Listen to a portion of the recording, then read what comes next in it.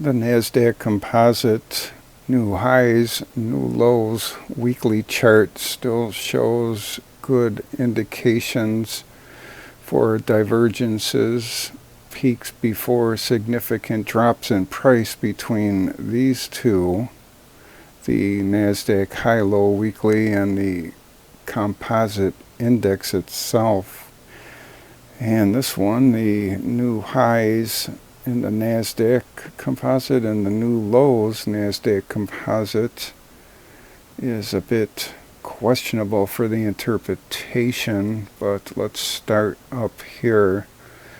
So the divergence up here in the index pointed up around the beginning of 24 up to around April. You can see it pointed up there and downwards trajectory there and a pretty good drop here. I mean, these are not COVID crash era or 2022 drops. Here's the COVID crash, but a little drop there and then marching back onwards and upwards.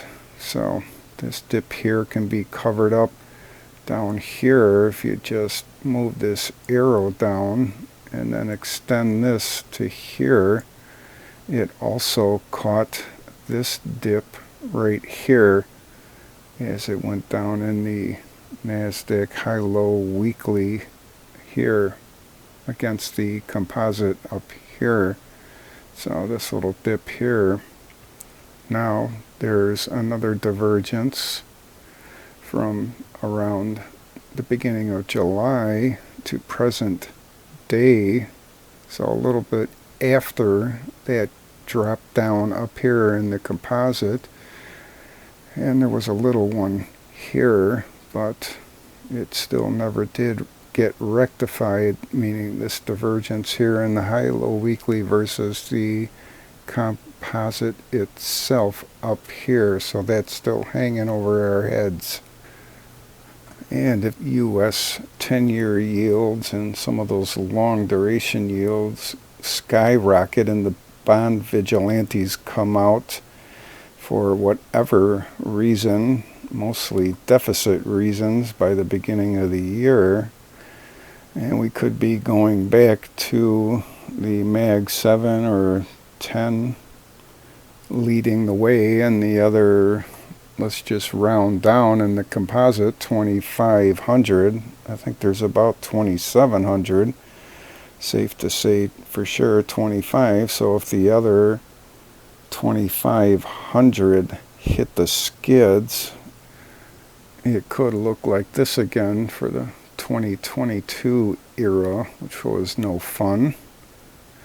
And you can see the divergence can go on and on and on and on until the music stops and all the chairs are pulled away.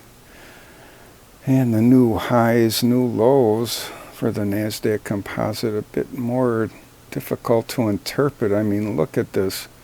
You know, new highs, new lows kept going up and up and up along with the composite until 2022 happened, and it looks like it never really did recover from that. So either there's going to be a tremendous run, and probably eventually there will be, that actually makes it past this to the upside, or that's the high water mark for new highs, new lows, and we start this whole thing over again, like back to this level as the low, which it hit back here at the end of 2023.